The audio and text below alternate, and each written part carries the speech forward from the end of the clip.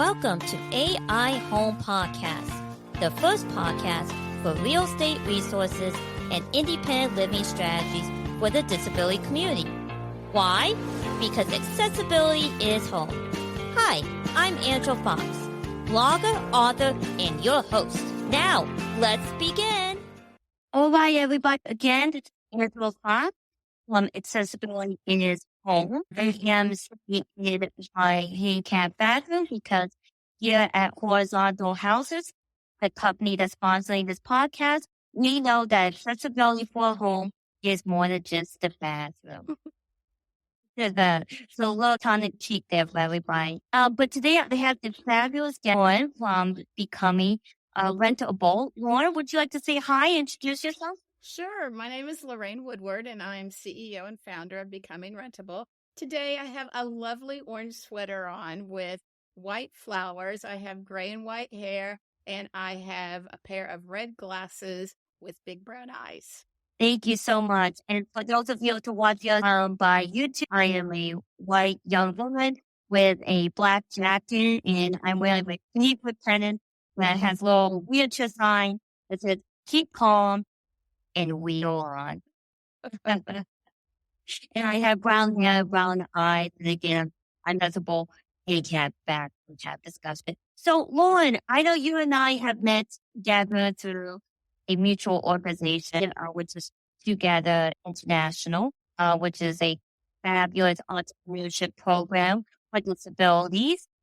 But you also have a company yourself called Becoming Rentable. What is that? Gosh, and how many minutes do we have or hours? Becoming Rentable is a listing platform. We're like the Airbnb, VRBO, but all of our properties are identified as accessible. Right now, we have properties that we validated and reviewed that are accessible for those of us with mobility issues. So our properties are accessible for wheelchairs, walkers, crutches, and canes. And it's very exciting that we have just released this week our cognitive focus. And that includes individuals with cognitive conditions like brain injury, intellectual disabilities, autism, anxiety. And so we're looking at expanding the reach in the short-term rental industry to have access for people with disabilities and are aging. That is exciting. So it's interesting that you said that you're Airbnb, because I know that the Airbnb is starting to have that for accessibility in short-term rental home. Now, for Becoming Rentable, are these individuals that own the home themselves? They're just like what you would see in an Airbnb and VRBO. So when you go to you want to go on vacation and you choose not to stay at a hotel and you're looking at staying a property, individuals and property managers will list their properties on a particular website. And so people come to us going, wait a minute, I have an accessible short-term rental that we would list it on your platform. And what that means is we're not a booking agency. We just list properties that meet our criteria. For example, if you go to Airbnb, they have 13 filters on their website. A VRBO has 2 filters. So VRBO has wheelchair accessible and elevator, where Airbnb, their 13 is wheelchair accessible, front door entrance, accessible bathroom. Those are very general, prescriptive style filters. At Becoming Rentable, we're more descriptive. We have 43 choices because we believe that accessibility is not a one-size-fits-all. What I need in my rental may be different than what you need. So we created a platform where you have 43 choices for anybody with a wheelchair, walker, crutches, or canes needs. So for me, I'm going to go on our platform and I'm going to click on hard surface driveway, because me in a wheelchair and grass and gravel and dirt, we don't mix very well. So I need to make sure that I'm on that hard surface, concrete, paving stones that my wheels are not going to dig in. And then I need a sidewalk that is accessible, doesn't have weeds over it. It's got about 40 inches of clearing space that I can go to the accessible door. That door might be in the garage. It may be the front door. It may be a side door. But I need it clear with no steps. And then I need to go through the door. So now I'm clicking on 36-inch door. I really need to go to the bathroom. So then I want to make sure that bathroom is accessible. And for me, it might be accessible to the bathroom that I can use a urinal, or it's accessible that my husband can help me, or a Hoyer lift. So I need to look at that. And then I'm tired. I want to take a nap. Can the Hoyer lift fit underneath the bed? So I'm going to look at, I need a bed that has clearance underneath it. And then I want to go in the living room and hang out with everybody. So is that available? So those are the types of filters I'm looking for. My boys also have muscular dystrophy, but their needs are different. They need to make sure that there's grab rails in the back of the toilet, grab rails in the shower. So we created filters for 43 choices. You can go online, and then the properties that have those same options listed, those listings will come up so that you know with confidence that what you're renting will meet your needs. Like, how did you come up with 43 criteria? It was a long process, but, I think when we'll talk about accessibility, there's always that great debate of what do you include when you target the most individuals of the community. Do you remember how you got to 43? Holy moly. And it's trying to not limit it. We started at 36. We're 2.5 years old. And now we're at 43 just for mobility. Now we have 20 for our cognitive. So we're now at 63. It has been, we added the hard surface driveway because we just didn't think about it. Sometimes we assume different things. And I think that's the challenge with some booking platforms, is that they assume that somebody that's going to go and put their property on their booking platform understands what they've put. And we don't have any assumptions. And that's why we evaluate and validate that the properties are what they say they are. So we started off identifying 36 things that we believed as individuals with disabilities, as professionals with disability. We did a survey tool that we sent out to thousands of groups to get responses on what they look for. And then over the course of the last year that we have the people who said, wait a minute, you didn't include this. And you're right, we didn't. So we met and we have added more so that we have the total of 43. How long will that last? I don't know. Will there be more? Will there be less? Stay tuned. My experience has been when we're talking about housing developers and realtors and other individuals is that they tend to try to cover all disabilities, like the diagnosis, like MS, CP, and then it gets very overwhelming with them. And I know that you separated it between disability and cognitive. Why did you do that? And one of the reasons that we did that is what the needs are for people with cognitive disabilities are different than mobility. Now, on our website, you can identify all 63 that you need. That creates the choice. Now, one of the reasons that we expanded our filter list was because of walkers. Somebody in a walker can get up one step. But for me in my big wheelchair, I hear the comment, but Lorraine, it's only 2 inches. But my big wheelchair, I throttle it and I can't get up those 2 inches. But somebody in a manual chair might be able to get up those 2 inches. Somebody in a walker might be able to get up that whole step or go into that step-in shower.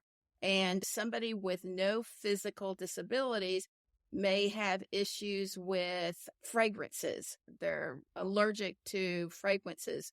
And that is a filter that we identify with our cognitive filters, particularly those on the autism spectrum. We look at light sensitivity. And while my husband doesn't have a cognitive disability, he's the first one to say on vacation when there's not a blackout curtain that is, oh my gosh, it's too bright in here. But it does have an effect on people that do have a cognitive disability, as well as it may have an effect on somebody with a mobility disability. So as we move forward with our company, we will be releasing more filters for our vision and our hearing. And then we end up promoting accessibility for our aging, because aging is a great example of how it affects our mobility, our cognitive, our vision, and our hearing. The bottom line is it takes so long to create change and understanding what does it mean to have a mobility disability. I think those words are like gobbledygook. Sometimes, what do you mean? And that's why we say wheelchair, walker, crutches, and canes. Oh, I get that.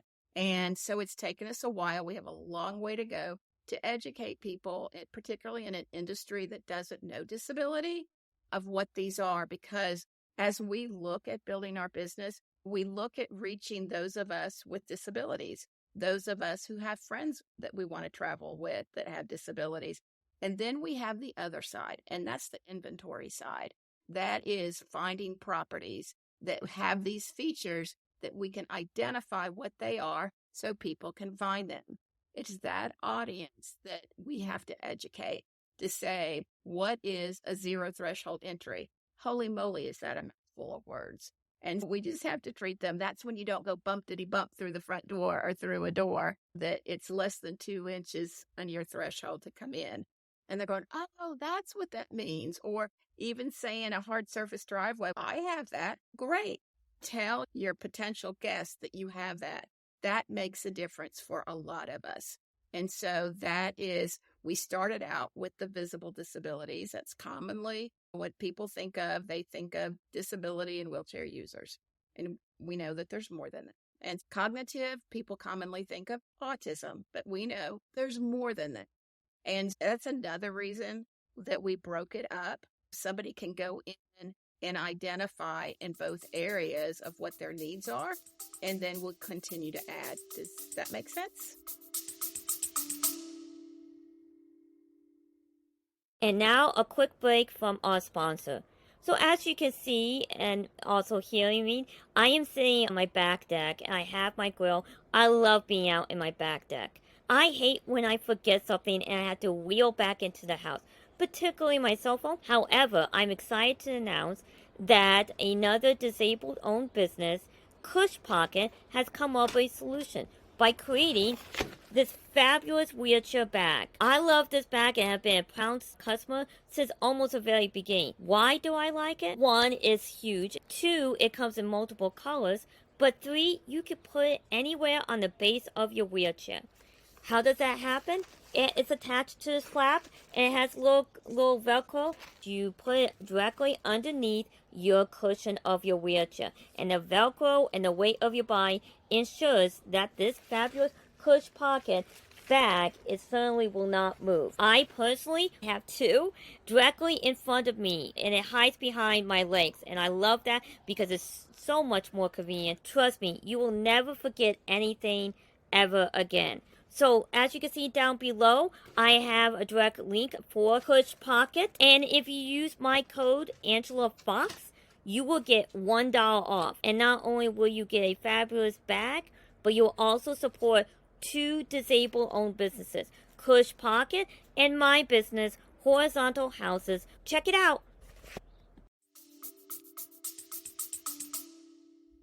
It sure does. It sure does. There's always all these different approaches of how you can go on disabilities. And you said something about aging in place. But is that for more of a marketing perspective? Because you said that, one of the thresholds that you are having, and I think all of us who are in the advocacy for healthy is having, is that educational component. Yes. And a lot of people seem to be more, in my opinion, more comfortable with the concept of aging in place, kind of wrap their heads around. Even in my opinion, most of what might be needed is also needed for different kind of disability.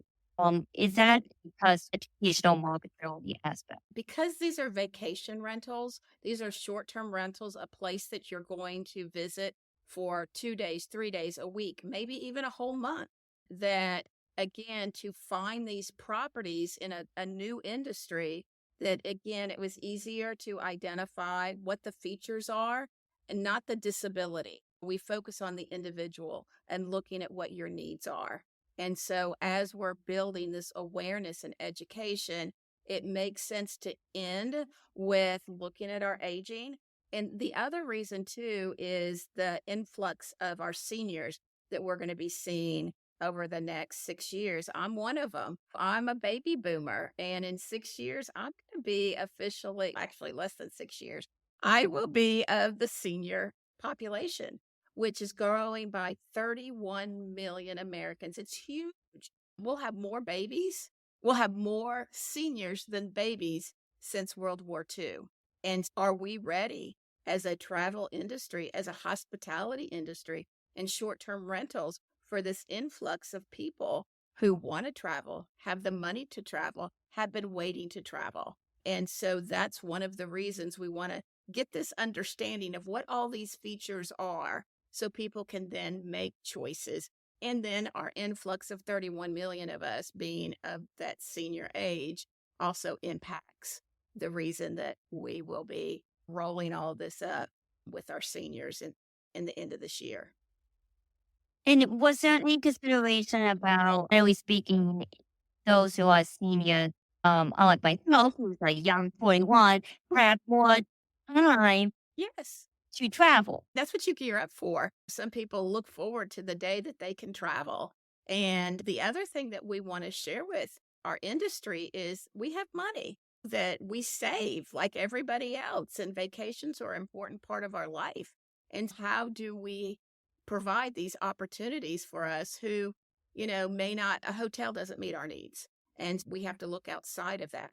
And right now in the short-term rental industry, there's like on Airbnb, VRBO, Booking.com, Vacasa, these large booking platforms, they have 1.5 million listings. It's a lot of listings, but only 0.1% are accessible. That's 1,500. Then you start amortizing that by 50 states and going, wait a minute, that's only a few per state. Not even in my capital city or my favorite vacation place or where my cousin lives that I want to go to a wedding to. That's why there's so much work to be done so that we can travel and have places that meet our needs. Yeah. And how did you identify the house? Do you have that educational component? You after like only 1% of housing in the United States is accessible. And so that's a very small pool, as you just said. It, So how did you go about getting getting the inventory? it's been hard. It's being on podcasts like this. It's telling our story in new mobility. It is teaming up with companies who work in the short-term rental industry. It's working 14 hours a day, 7 days a week to get our story told. And I wish on our platform, we have a little over 1,000 accessible properties. I'm proud to say that it's more than Airbnb. It's more than VRBO, but it needs to be 5,000 and 10,000 and 50,000 properties. And we're trying to get our story told because people don't know about us. They don't know that this is a resource to go and find an accessible property. Properties who have these features don't know that we are here to promote their rental property. Sometimes I will go on Facebook and I'll look in and read stories on the different Facebook groups. And then I'll reach out to somebody going, oh, you have this property. We'd love to have you on our website. And so it's making those kinds of phone calls as well. We do it very organically, which means it's very natural. We don't go fee for service and hire listings and all of that. We have a group of contractors and a group of volunteers. And that's what we do is we get the information out. Our whole team of 17, we're all people with disabilities or a family member has a disability. Disability is a big part of who we are in our life. And we're very passionate. For me, I feel really fortunate that I found my purpose. This is not my first job. I owned a communications firm for almost 30 years. I worked in DC for my congressman. I worked in a hospital. I've worked in different environments. And now I'm bringing all that professional knowledge to starting this company. And our goal is broad. We want to change the short-term rental industry to be more accessible for all of us. Well, I was really excited to hear about it because while accessibility is home is about disability home ownership, part of what you're doing is, I'm assuming, like yourself, individuals who have accessible houses on your platform are also disabled. And so, for the benefit and marketing of Airbnb is that homeowners can actually, make money off of their homes. And I'm a big proponent on how disability, like other minorities and other individuals, is about creating generational wealth, right? Mm-hmm. But my question to you is, when it comes to your service, so you said that you're not looking. Is there a fee that you charge people to advertise, like a classifying? So one of our revenue streams is through our certification program. To be on our map, we have to certify you. We know that is one of the largest challenges in this industry where people identify that they are accessible. Then you get there, it's a 28-inch door, you can't get into the bathroom, there are 5 steps, all of these things. So what we want to do is we want that potential traveler to have a positive experience. And how do we do that? And that is by making sure that they say they have a hard surface driveway. We ask for that photograph, similar to what the other booking platforms do. So we go through and we evaluate everything that that they've said. Then we also look for other things. Did you know you have an accessible microwave? And somebody may go, but what do you mean? It's just on the counter. That's accessible for us in wheelchairs, people of short stature, people who use walkers that that can't reach up high. So that is considered an accessible component, which is really important. And so that is a fee of $200. So to be listed on our site for a 12-month period, it is a fee of $200.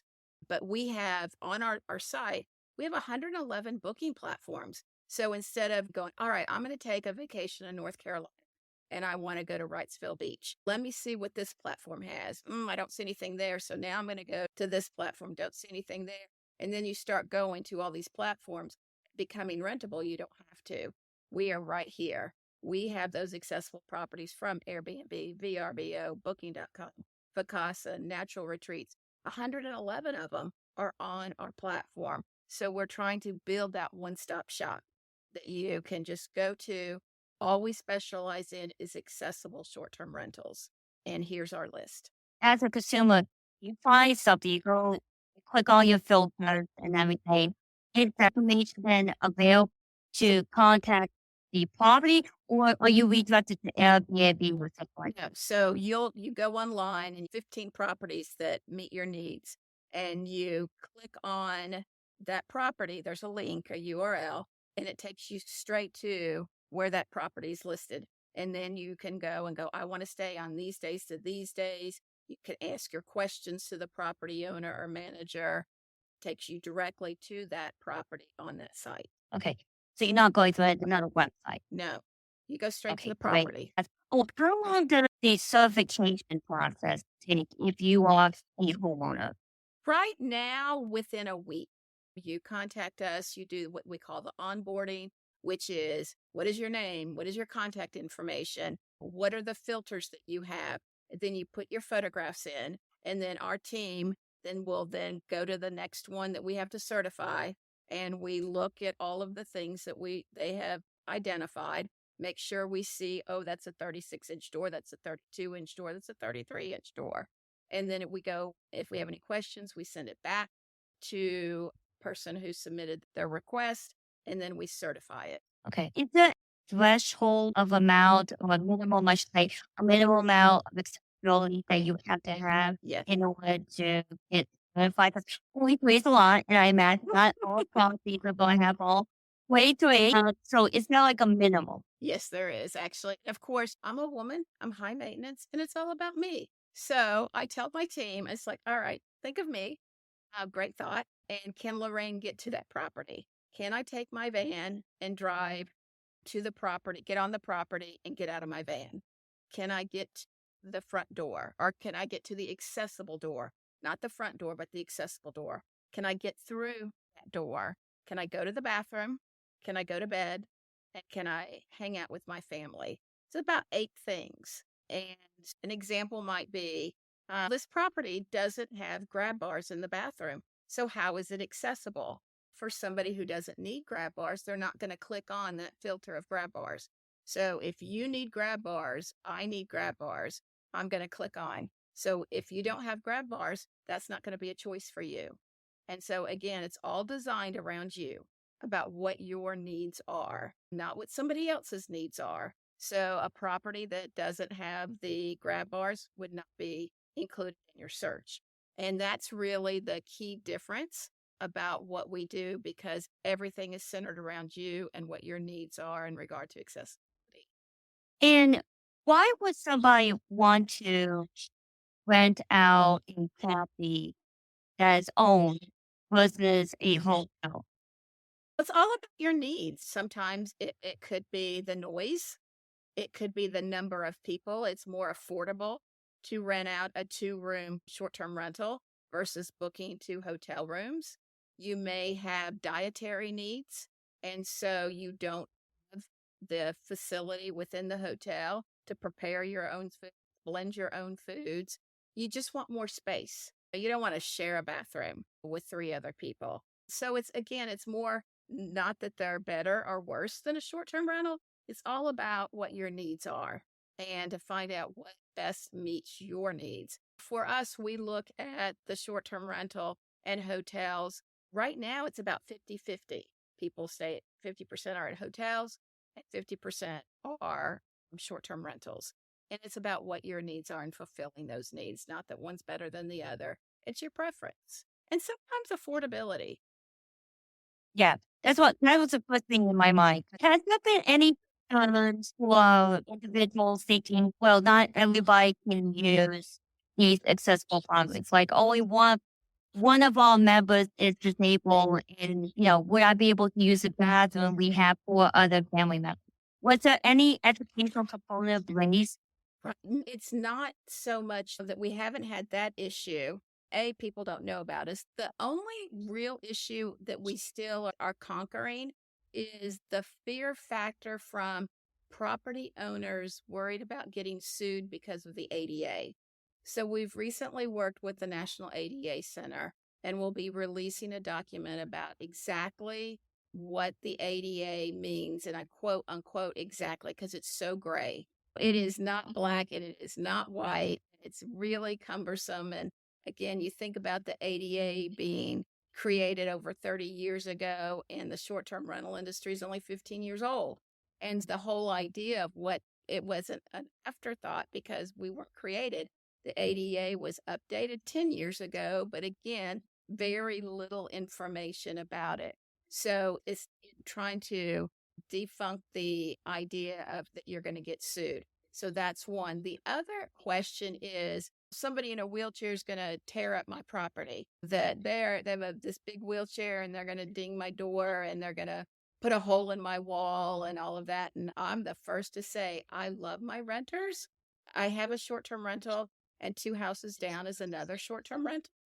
And the other house is not accessible. And that house has had more repairs and spent more money from party goers, from getting drunk, pushing in doors, hitting and making holes in walls, vomit down the steps. And I have not had that problem, because I think our disability community and my guests respect our property and are so thankful. I get gifts. I get gifts just to say thank you for having this property, because if we didn't have it, then we wouldn't be able to enjoy our vacation. We wouldn't be able to come to the beach. And if I didn't have a disability, I would absolutely still have an accessible property. And there's such a need. It's a great investment for people who are looking for an investment property. But it's more of the not knowing that has been the issue of question. Now, for clarification, when these properties are available, are the homeowners still staying in the house? Because in Airbnb, that can be the case. It depends on what you're renting. If it's it's from Airbnb, that might be the case. Verbo is not the case. Vacasa is not the case. So again, just depends on what your choices are. Okay. Okay. And then going back to concerns about these, what has there been any concerns about the grab bar maybe falling off, or you might have a limit? Has there been any concerns with like home owners? If so, how would that address? I think again, that's the benefit of us. We're just the listing platform. It's those booking agencies that need all of the liability stuff and documentation and for people to sign. But the liability comes in with any renter. And so, regardless of a disability, it really does just rely on the renter. I saw a video recently where a gentleman booked a property for 2 months, a luxury property. And then when the cleaning crew came back to clean, it was obvious that there were lots of people there. The whole luxury property was trashed with food, with urine, with cans and bottles everywhere. Again, did that luxury property, think about and have liability insurance for their renters? So I think it just industry wide, you have to keep that in mind. You can buy different insurance policies, but again, that is really up to the potential renter to make sure that they have in place insurance that they need. The property owner needs to make sure they have insurance they need. And we just showcase the lovely property and then we say, here you go, booking platform. Have you done any survey of the homeowners about the experience and gauge how much they might be charging? I know there's different platforms, but I think one of the potential concerns might be for somebody's like, they're going to charge me more because these are accessible versus not. Have you reached out to the home gauge about the experience and how much they're charging? Not that we've done a specific survey on that, but we do try to keep our finger on the pulse of what the industry is bringing about. And we have not seen an influx of cost because of the accessibility component. And that to date has not been an issue that I'm aware of. I think the greater issue that people think about is the safety issue. More and more with different underserved markets. If you're a solo women traveler, if you are a Black traveler, if you're in the LGBTQ plus community, is to really look at the safety of where you're staying, safety about your deck, safety about those grab bars. And that seems to be more of conversations that I see in the short-term rental industry is more in lines of safety. Okay. That makes sense. And I'm always about empowering the disability community as entrepreneurs, well, as homeowners.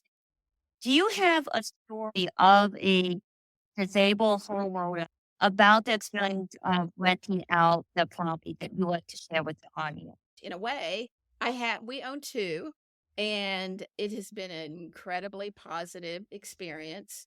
And I reached out to another family who has an accessible short-term rental. And actually, the families that I've met that have short-term rentals or want to have short-term rentals, it starts with their personal need that they haven't found a place that their family can enjoy and be on vacation outside of their home. And so they look at not only the investment, but their personal experience of being able to go somewhere. And that was our case with our boys. It's like I wanted them to have a place that they could vacation. And we started this process on a personal note versus looking at the investment first. It was our family's needs first, grew into wait a minute, maybe as we build this property, we should think about how can we bring revenue in to pay for the property. And then secondly, we know that there is a need for this. So let's look at that. And again, we're approaching 10 years now of having our short-term rental. And that I'm so glad that we did get into this line of business. And everybody that I have talked to that has a disability or a family member with a disability has been very happy with their decision because, again, it's affected their family life and quality of life so much. That's great. So your origin story of all this becoming rentable is the children? It is. We had a hard time traveling. There's three of us. And so even going to Disney, the buses at Disney only have 2 tie downs per bus. So there's three of us. So we had to divide and conquer. My husband would take one child, I'm taking the other. Then you have to go meet up when that's a little nervous and scary and time consuming. And then I tried the hotels and the bed didn't meet my needs. We needed it lifted. That wouldn't put another mattress. They came in and they put phone books underneath the bed. So then they're going to get me out of the bed and lift me up, and the phone books fall and I'm on the ground. We had time after time these experiences that weren't possible.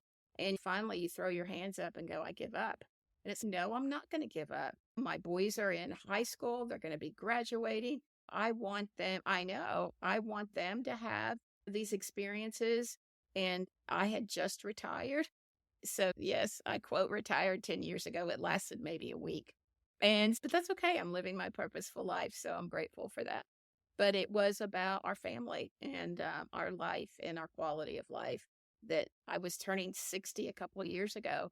And I'm sitting at the beach. I'm in my wheelchair. My legs are out and I'm looking at the sky, just loving the sounds of the ocean and seeing the birds. And it's all right, Lorraine, what brings you joy? I want to do one more thing, just one more hurrah in my career.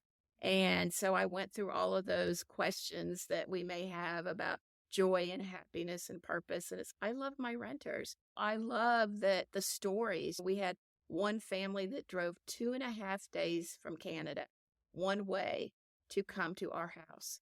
And when they got there, I'm going, why did you drive and come all the way to Carolina Beach, North Carolina? And they said, well, there's nothing else.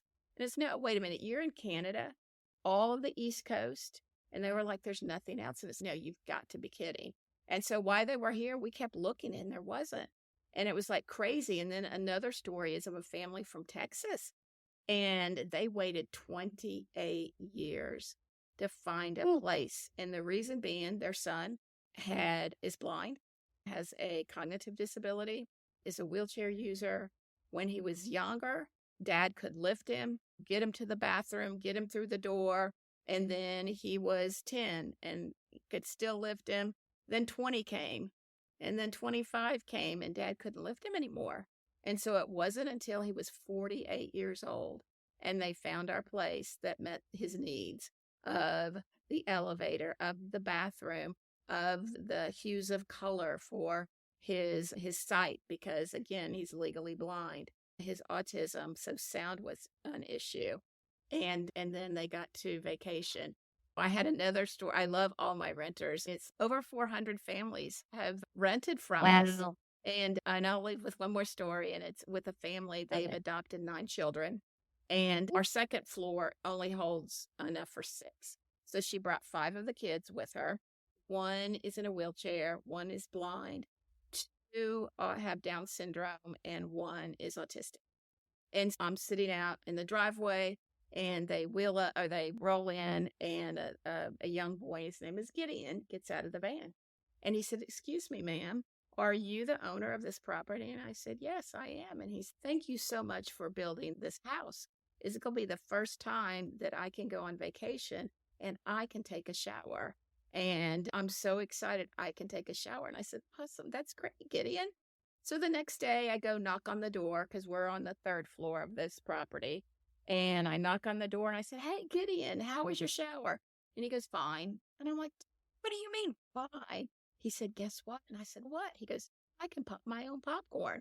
And I don't have to ask my mom because the microwave was at his level. And I said, so is that now your favorite thing? He's no.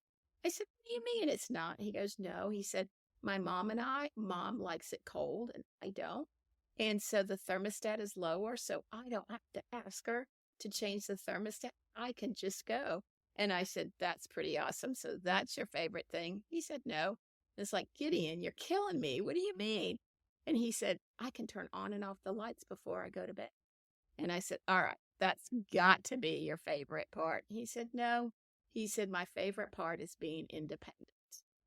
And that is such a great story for me, that's what he liked. Then that's what our property gave him. At 16 years old, he could be independent. And that be a participant in your life. And that's what it sounds like becoming rentable really does. But as the big cool said, it allows people with disability here's that how, just like everybody else does. And create those memories. That's exactly what we Well, do. We're about well, that's creating great. memories. There we go. Create memories. Is there anything else for becoming rentable?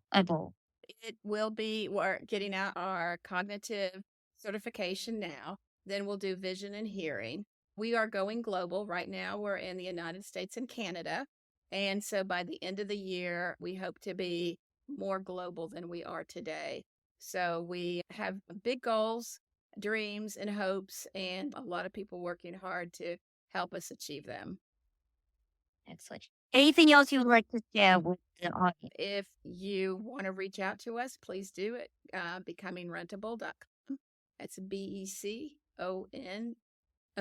Becoming. I know I have to spell this out. Becoming, then rent, RENT, and then ABLE, able.com. If you are looking and need advice on what makes a property accessible, go to our website. Give us a call, look us up, and we'll be happy to help. All right. Thank you so much. All right. Thank you. HorizontalHouses.com is the hub for all things related to disability home ownership. You will find my blog, this podcast, my book, and how my consulting services can help real estate agents or housing developers market and tap into the largest minority group, the disability community. Please help me continue this exploration of disability home ownership by connecting through my Facebook page. Remember, sharing our collective experiences will allow us each to lower the kitchen sink but raise the bar for disability home ownership. Thank you.